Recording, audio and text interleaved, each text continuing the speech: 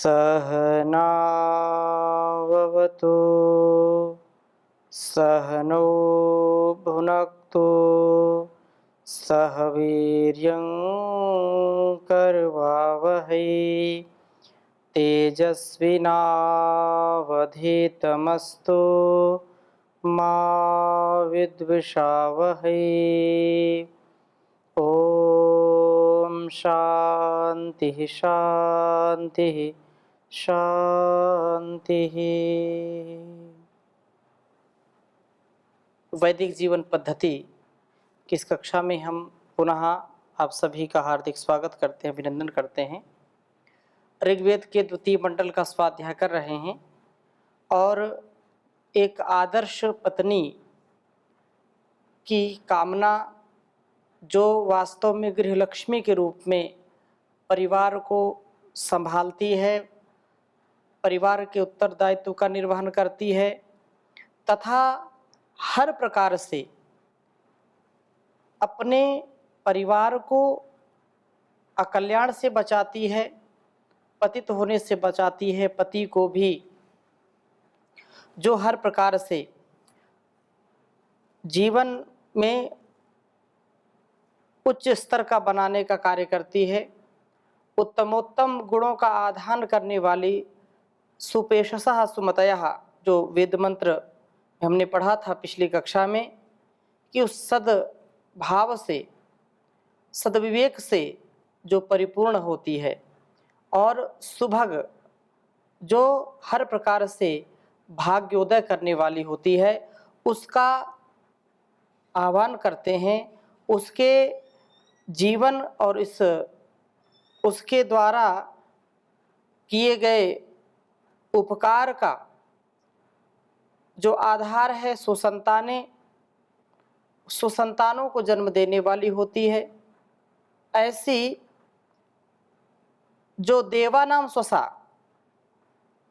कहा कि व्यवहारिक दृष्टिकोण से दिव्यता को धारण करने वाली या देवानाम अस्ति स्वसा जो देववृत्ति वाले भाइयों की बहन है, ऐसी कुलीन घर की उत्तमता को बहुत ही सुसज्जित करने वाली पत्नी का आह्वान एक सत्पुरुष कर रहा है, क्योंकि जो अपने मन से, अपने वाणी से और व्यवहार से सबको तृप्त कर दे, झगड़ालू स्वभाव से और जिसके वाणी में, जिसके व्यवहार में कटुता हो, ईर्ष्या द्वेष हो, छल कपट हो, ऐसी पत्नी घर को तोड़ने वाली होती है। लेकिन जिसके जीवन में छल कपट नहीं है, ईर्ष्या द्वेष नहीं है, वह उत्तम व्रतों का पालन करने वाली, स्त्रीनी वाली, कहा उत्तम व्रतों का बंधन करने वाली, उत्तम अन्न वाली, घर की व्यवस्था को उत्तम करती है। ऐसी सुपत्नी की इच्छा जो गृहस्थ में जाकर के इस जीवन और जगत को दिव्यता से भरने का कार्य करते हैं, उनकी यह कामना होती है।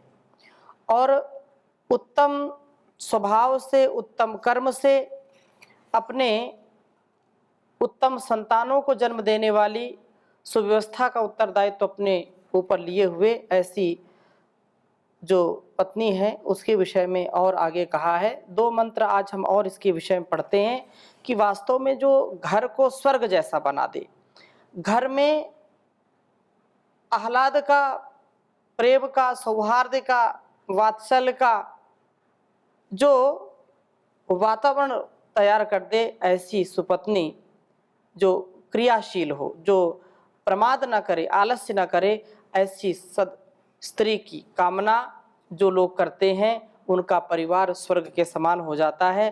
तो वेद मंत्र मैं पहले लिखता हूँ, फिर आगे इसकी चर्चा करूँगा।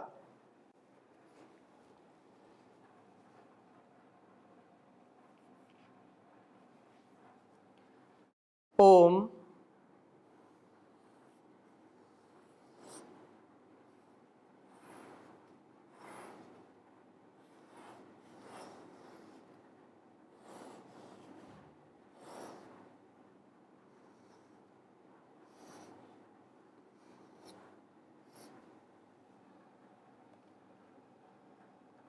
या सुबाहु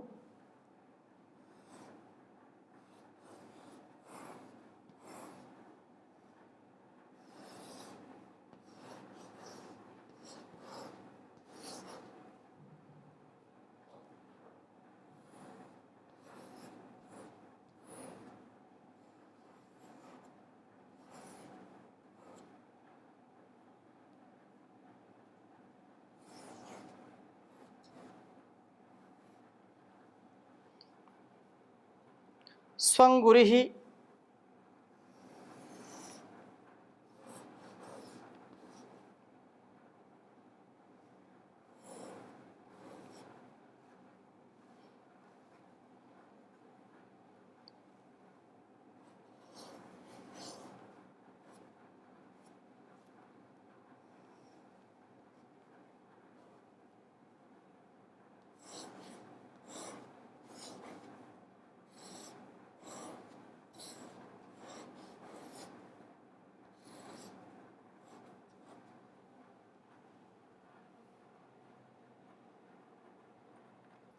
सुषुमा बहुसुवरी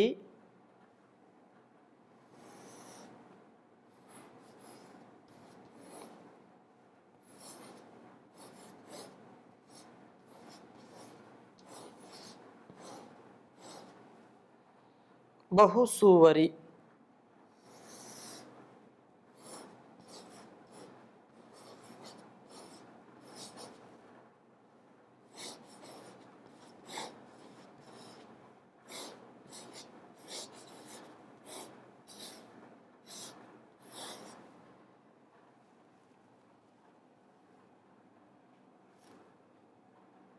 तस्यै विष्पत्न्यै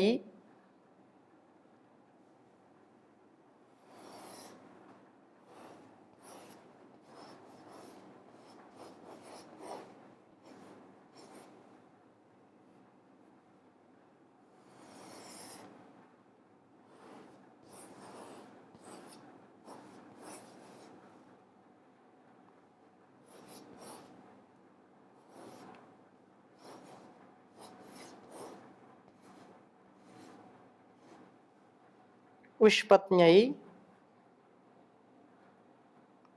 हविः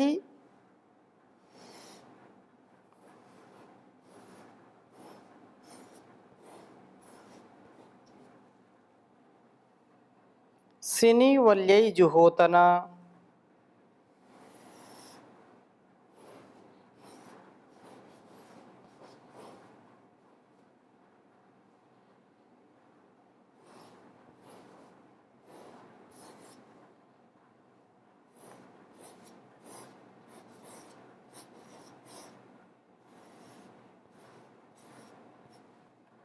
सिनीवल्यै जुहोतना।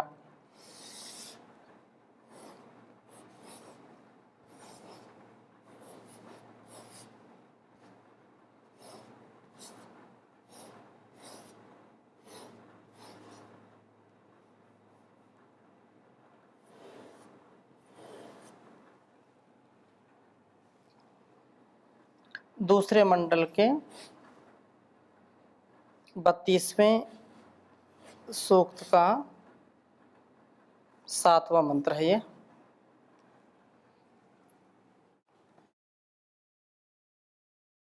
ओम या सुबाहुः स्वंगुरिः सुषुमा बहुसुवरी तस्यै विष्पत्न्यै हविः सिनीवाल्यै जुहोतना।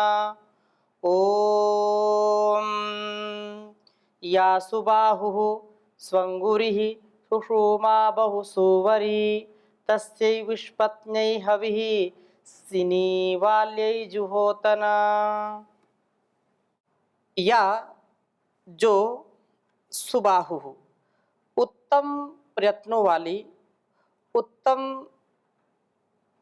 क्रिया से, उत्तम शरीर से, उत्तम भुजाओं से, सुअंगुरी जो उत्तम अंगुलियों वाली है, अथवा जो सदा अगिगतौ जो सदा जिसकी अंगुलियां सेवा में, जिसकी अंगुलियां सदकर्म में, सद्धर्म में लगी रहती हैं, कभी भी आलस्य प्रमाद में नहीं है, कार्य करने में जो सबसे आगे हाथ बटाने वाली ऐसी क्रियाशील, आलस्य और प्रमाद से जो दूर है, क्रियामय जीवन के कारण ही सुषुमा उत्तम संतान को जन्म देने वाली है।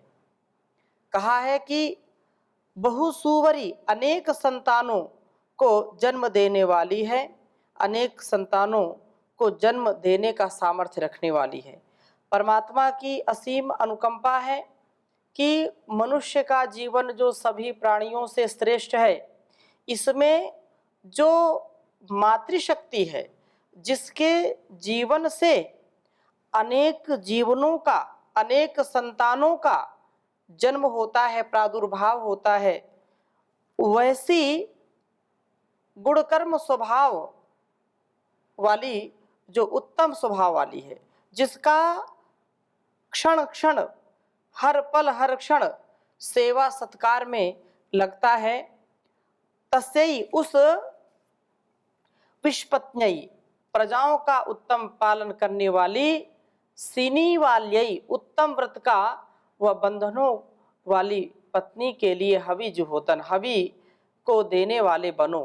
कितनी सुंदर यहाँ प्रार्थना है कि वह जो अपने सुख को तिलांजलि दे करके, अपने इंद्रिय वासनाओं को तिलांजलि दे करके, जो सदा सर्वदा सर्वत्र सबकी सेवा, सबकी शुश्रूषा में सदा लगी रहती है, और जो अपने खून से संतानों को सींचने वाली है, उनको अपने स्वभाव में उत्तमता से युक्त कराने वाली है, ऐसी जो पत्नी है, जो प्रजाओं का पालन करने वाली है, जो उत्तम व्रत बंधनों का पालन करने वाली है, जो मर्यादित, व्यवस्थित, अनुशासित, संयमित जीवन जीने वाली है, ऐसी पत्नी के लिए हवि को देने वाले बनो।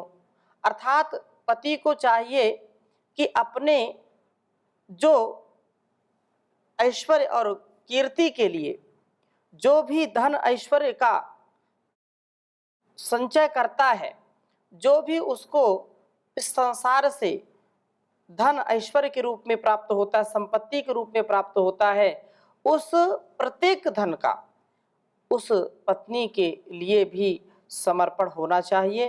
अर्थात उसके लिए जो कुछ भी उसने अर्जित किया है, उससे पत्नी के लिए भी कुछ हिस्सा अवश्य देना चाहिए। वह घर की साम्राज्ञी है, जैसे प्रजा सम्राट को कर देती है,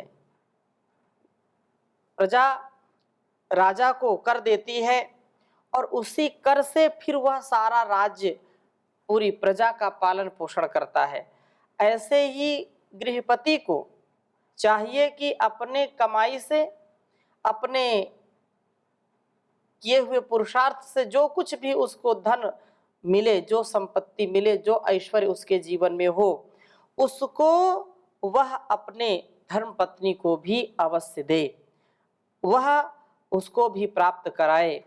और इस प्रकार से गृह पत्नी को अपना वेतन जो देता है, घर की साम्राज्य उसके द्वारा घर की सुव्यवस्था करने का प्रयत्न करे। यहाँ पर अपवाद भी होते हैं कि कुछ ऐसी भी पत्नियां देखी जाती हैं और सुनी जाती हैं कि पति की इच्छा के विरुद्ध या पति को बलपूर्वक उनके वेतन या उनके धन पर आधिपत्य जमाती है, वह कलह पैदा करने वाली पत्नी हो जाती है। इसलिए जो सच्चे अर्थों में पत्नी है, जो पति का सदा मान करती, सम्मान करती है, सदा उसका उत्थान कराने वाली होती है, इस स्वभाव की कभी नहीं होती है। हम ऐसे स्वभाव से अपने जीवन को जीने वाले बने जिसमें जीवन और इस जगत का संतुलन हो। पति पत्नी का जो संबंध है, जो बहुत ही महनीय और बहुत ही महत्वपूर्ण होता है, पवित्र होता है, इस पवित्रता में एक दूसरे का अत्यंत ध्यान रखना चाहिए, एक दूसरे का सम्मान करना चाहिए। पति का पत्नी और पत्नी का पति जब ध्यान रखता है, सम्मान रखता है, तो उत्तम परिवार, उत्तम दाम्पत्य जीवन होता है, इसमें कोई शंका नहीं है। और ऐसी जो गृहपत्नी है, जो उस पति के द्वारा दिए गए धन का दुरुपयोग नहीं करती है, उसका 100% सदुपयोग करती है, सच्चे अर्थों में उसके गृहस्थी को बढ़ाने वाली होती है, गृहस्थी को सुंदर और व्यवस्थित करने वाली होती है, अपने दायित्व का निर्वहन करके घर की सुव्यवस्था का वह यत्न करती है, वास्तव में वह धन्य है। पत्नी क्रियामय जीवन वाली है, वह उत्तम संतानों को जन्म देने वाली है, वह घर की सुव्यवस्था का उत्तरदायित्व अपने ऊपर लेने वाली है, इसलिए सदा उसका सम्मान करें। आदर्श जीवन जीने के लिए हमको आदर्श पत्नी की भी आवश्यकता है। आदर्श पत्नी और आदर्श पति जब होंगे तो आदर्श संतानों को जन्म देते हैं, और जहाँ पति पत्नी और संतानें आदर्श हों तो एक अच्छा परिवार इस समाज को मिलता है, और अच्छे अच्छे परिवार मिलकर के अच्छा समाज बनता है, अच्छा समाज मिलकर के फिर अच्छा राष्ट्र बनाते हैं। ऐसी धारणा, ऐसी मनोकामना हम सबकी होनी चाहिए। जो इस गृहस्थ के राह पर हैं, जो वैवाहिक जीवन जीते हैं, वो अत्यंत पवित्र मन वाले होकर के, राग द्वेष ईर्षा छल कपट से दूर होकर के अपने निज कर्तव्य का पालन करें। और बहुत ही सुंदर वेद मंत्र आगे है कि जो आदर्श पत्नी है वह अपना जीवन कैसे जीती है, और इस प्रकार से जो जीवन जीने वाली होती है वही दूसरों का कल्याण करने वाली है। तो कहा, ओम या गुंडुर्यासिनी वली या राका या सरस्वती इंद्रियाणी महन्नव ऊतये वरुणानी स्वस्तये। ओम गुंगुर्यासिनी वाली या राका या सरस्वती इंद्राणी महवा ऊतये वरुणानिम स्वस्तये। यहाँ आदर्श पत्नी का लक्षण बताया है इस वेद मंत्र में। या गुंगूर या अर्थात जो गुंगुह अव्यक्त अर्थात न बहुत ऊंचा बोलने वाली है, उचित जो लज्जा वाली है अर्थात जो संयमित है, जो अपने आप को अनधिकृत रूप से, असंयमित अमर्यादित रूप से जो मुखर नहीं करती है, जो सीनी वाली, उत्तम व्रतों के बंधन वाली व उत्तम अन्न आदि की व्यवस्था वाली है। या राका जो पूर्ण चंद्र निशा के समान सबको शीतलता प्रदान करने वाली है, सबको उत्तमता से जीवन जीने की कला सिखाने वाली है, माता पिता संतानों का और पूरे परिवार का जो ध्यान रखने वाली है, रमैत्री है।